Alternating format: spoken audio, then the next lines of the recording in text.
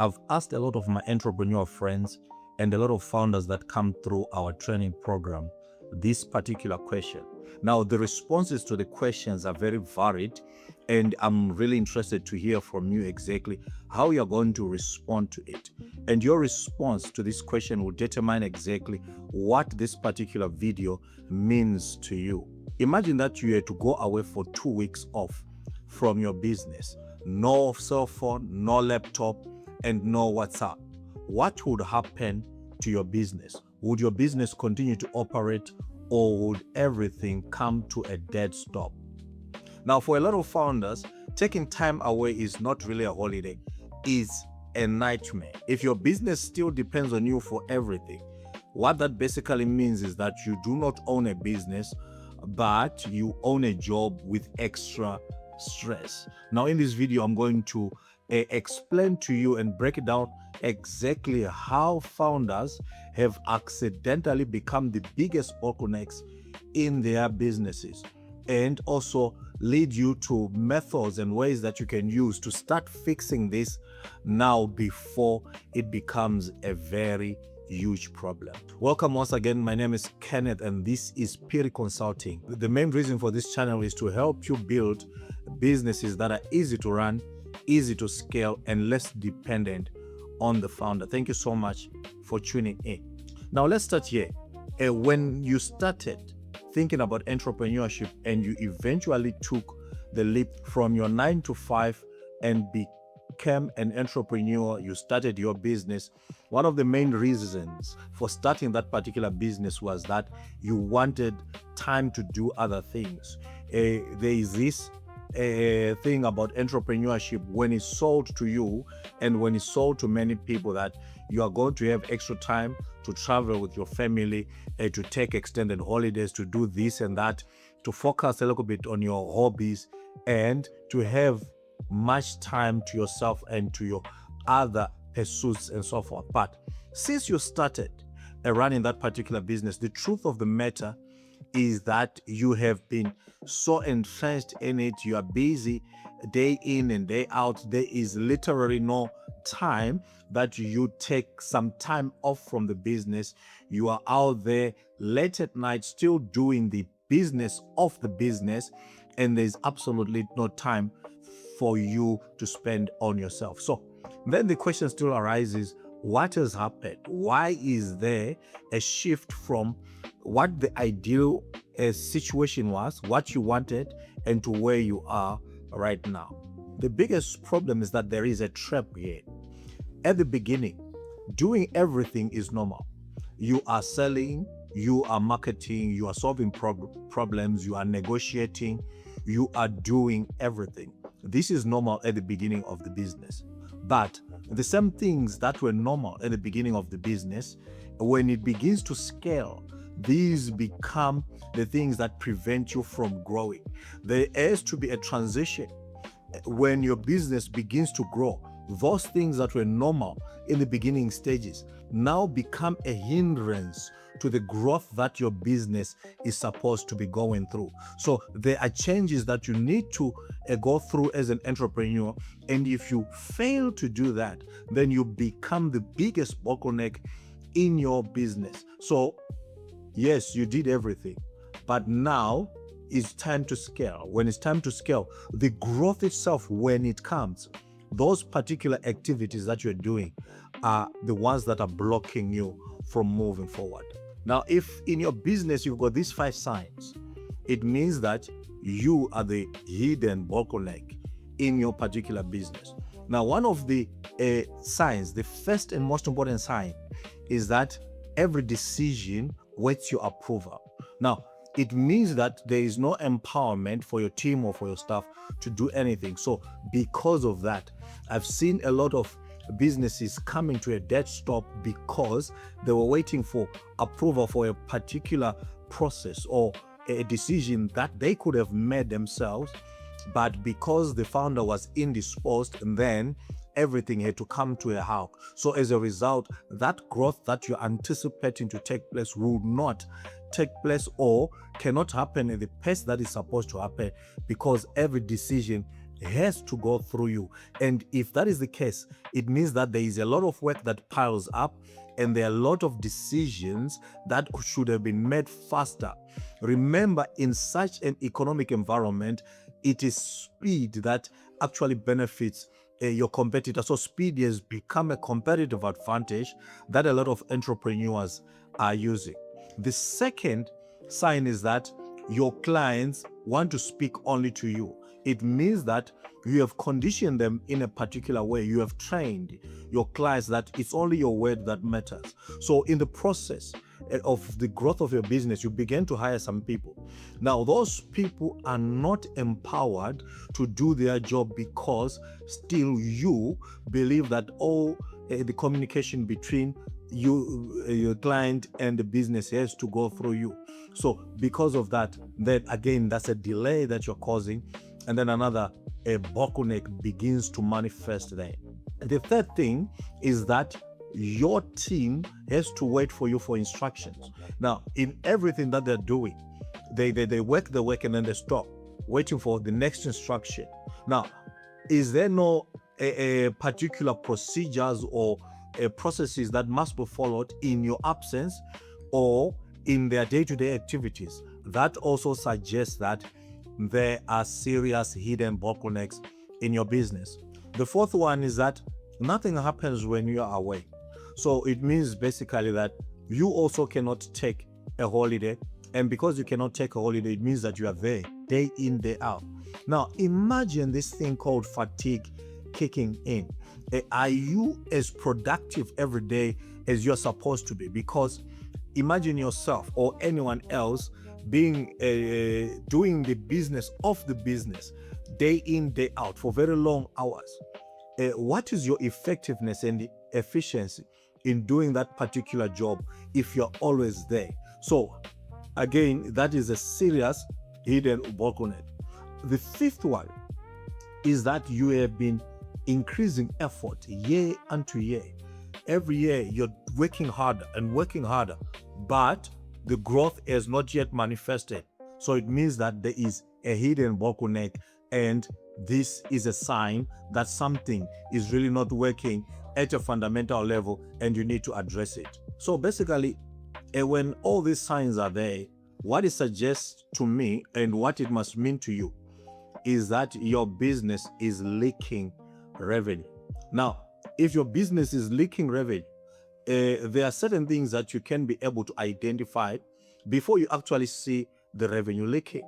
Certain things that are already happening or that will happen as a result of the 5 signs that I just mentioned.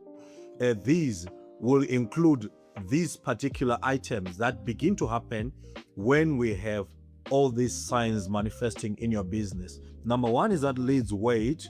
Number 2, proposals are delayed. Number 3, customer service slows down. Number 4, staff becomes reactive. And number 5, growth plateaus. As you can see in there, that the founder isn't the solution anymore. The founder now has become the constraint, and you are the one that is a hindrance to the growth of your business. Now let's look at some things that could be solutions or some things that you can be doing proactively right now to make sure that you deal with these bottlenecks before they happen or if they're already happening. A lot of organizations that are in your industry or sector that seem to be doing well are already applying this, and some of them that we have spoken to and identified as businesses that have got a very good growth trajectory, they seem to be doing a lot of these things. You could pick out some of the things that you can do, or you can start adopting each and every one, either in phases or together as one, if you have the capacity and the resources to do so. The first one is systems before people. What that basically means is that you need to document every process before hiring.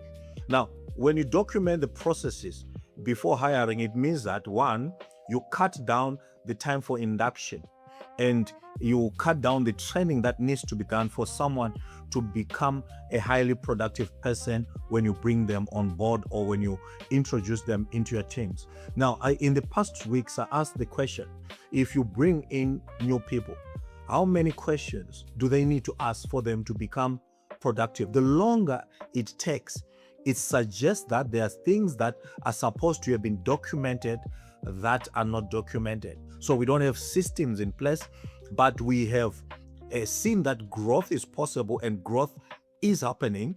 Therefore, we bring in people. When we bring in people without proper documentation in our processes to guide them, these people will find it very hard to actually do their job. So it means that they have been hired, you are paying them, but they are not working at their full potential. So this organization is suffering from operational friction. It's that operational friction that is causing a revenue leak in your business. And to solve it, you need to make sure that you've got systems before you hire people. The second one is that decisions become rules. Now, here, what I'm saying is that you need to stop answering the same questions every time.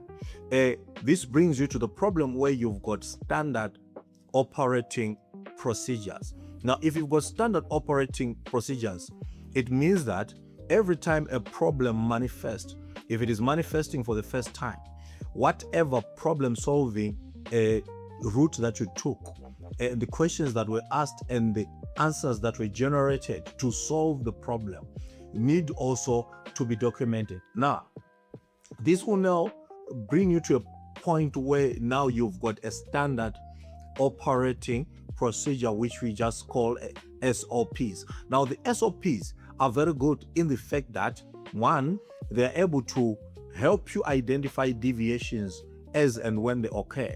Now, if you're quick to identify deviations, it is easy then to correct such deviations and bring back the organization or a process back to where it's supposed to be. So in doing so, you minimize revenue leaks, or you can avoid them, because everyone has got standardized procedures of operation, and all this come from the previous decisions that you have made when you solved problems. And as long as these are in place, then your growth is going to be smoother than your competitors. The third item that successful businesses are doing is that AI handles repetitive tasks. You've got things such as scheduling, email drafting, and so forth. All those things that are repetitive. If you've got things in your business, again, such as maybe minute taking and so forth, all of these are repetitive in nature and can always be given to AI to do them.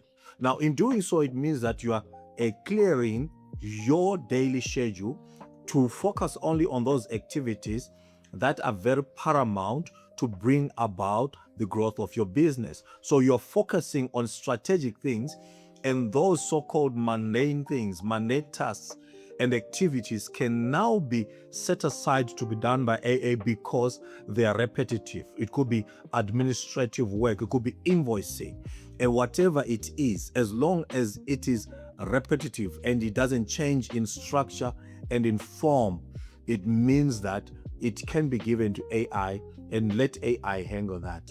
The fourth one is dashboards instead of constant checking.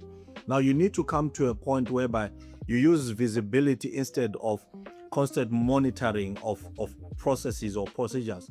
These days, you can use no-code tools to design or to create a dashboard so that you can visualize which stage in your process you are. Maybe it could be color-coded and so forth, so that anyone that you don't really need much training for someone to read a dashboard, because you can just use colors to know that if it is green, it means this. If it is orange, or if it is red, or if the graph is facing this way or that way, this is what it means. So you are using visibility instead of a constant monitoring of processes and procedures so that you can intervene, because intervention suggests that there is something wrong. But if there is monitoring, it means that you can actually be proactive and prevent certain things from happening and getting out of control, and taking that business to a point where you are easy to scale it. Okay, at this point, I want you to do this exercise with me. Now, the only rules to this exercise is that you must be as truthful, you must be as honest as possible when you are doing this particular exercise. Now get yourself something to write on, a writing pad, a pen, paper, whatever you are using to write on. Now, what I want you to do first is to write down all the tasks, all the activities that you personally handle on a day-to-day basis. What are you handling, or what did you handle today personally as the founder? Okay, now once you've got this very elaborate list of the things that you are handling, the second question that you need to ask is, I want you to imagine if you were not there and you were unable to do these tasks, what will happen? On each task, just indicate what will happen if that task was not done because you were not there.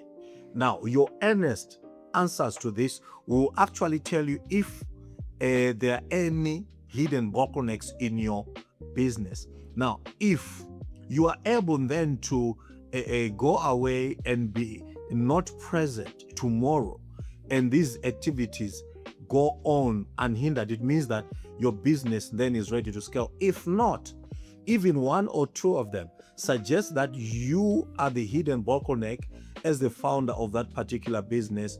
And the idea here, remember, is not for you to become the most important person in the business. The ideal situation for every founder and for every entrepreneur is to become the least necessary person in your business. Now, when you arrive at this point, this is where the business begins to scale, because the business is no longer dependent on you. The business becomes a moving a machine that continues on its trajectory even if you are not there. It's like running a generator, which is a dynamo. It only requires you to start it. Once you start it, that oscillatory motion continues even if you do not touch it. As long as the fuel is there, it continues to produce the electricity that is required there. Only your effort is only needed at the beginning, and at the end it runs on its own. Your business has to be like that. Now, if this video made you rethink how you run or operate your business, now start by taking the SME revenue leak calculator to try and identify if there are any hidden bottlenecks in your business, or if you are the hidden bottleneck in your business. Link for that is in the description of this video. Again, once you have done that, or if you want to skip that, you already accept that there are hidden bottlenecks, then I'll leave a link also to the SME Revenue Leak Audit. Now, the audit is there to help you create a strategy that will put you on that growth path today. You can book. The link is in the description down below. Looking forward to talking to you very soon. Otherwise, thank you so much for joining us. Remember, we are on this mission to make sure that we help you build businesses that are easy to run, that are easy to scale, and that are less dependent on you, the founder. Early preparation equals excellent results. Thank you so much for watching us today. We'll see you in the next video. Bye.